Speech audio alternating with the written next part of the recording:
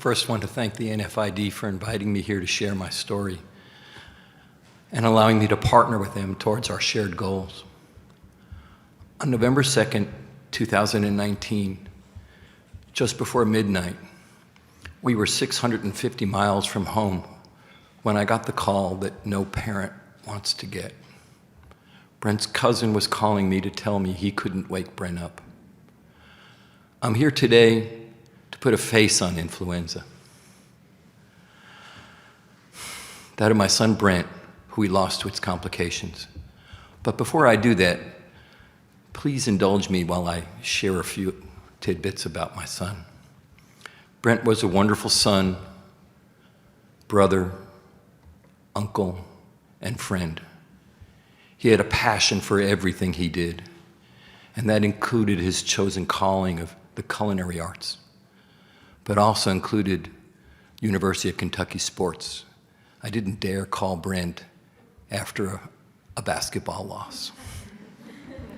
And in fact, one of his most prized possessions was a picture of him and Coach Cal he took. That he called me to tell me that he was at the football game at UK with Coach Cal, and I didn't believe him, so he texted me a picture. Brent had no chronic health conditions that would have made him high risk for influenza. He was a healthy 29-year-old.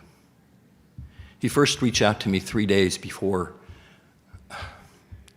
his passing to tell me that he'd been ill for 3 days with a fever, cough, sore throat, what the CDC would call classic influenza-like illness.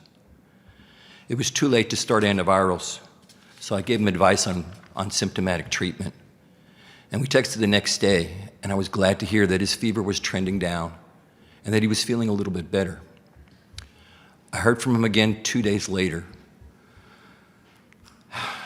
He said he was having trouble breathing, and over the phone I could hear him hyperventilating. So I sent him to seek medical care. And 4 hours later, I got the call. Jake called. Jake, his cousin and roommate, called 911 and was performing CPR on his best friend.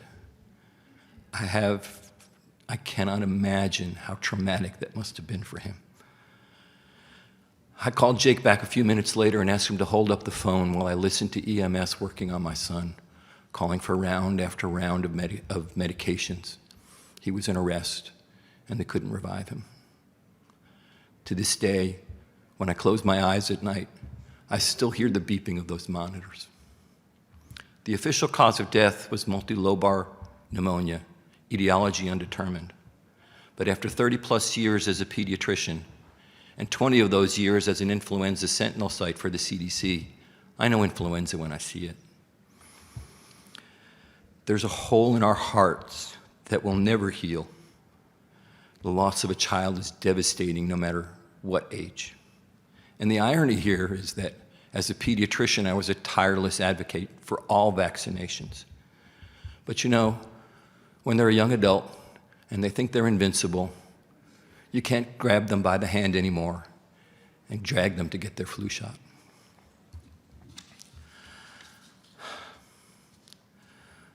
When we reminded Brent about getting his vaccination a couple of weeks before his passing, he said he had it on his to-do list, and he just never got around to it. In his obituary, we requested that in lieu of flowers or donations, people go get their flu shot. And it went viral on the internet. #4 for Brent. We are uplifted by family and friends and my former patients posting pictures of them getting their flu shot on the internet. And maybe we feel like we have saved another family from falling to our fate. We want to join with the NFID so that Brent's legacy will be increasing acceptance of flu vaccine and all vaccinations. Because as we all know, it's not just the flu. It can take the life of a healthy young person, and it did. It took my son's. And for all those listening to my story who are vaccine hesitant, do it for those who love you, so that they won't walk the path that we and many other families in this country walk. Once again, thank you, NFID, for allowing me to be here and to share my story, and thank you all for listening.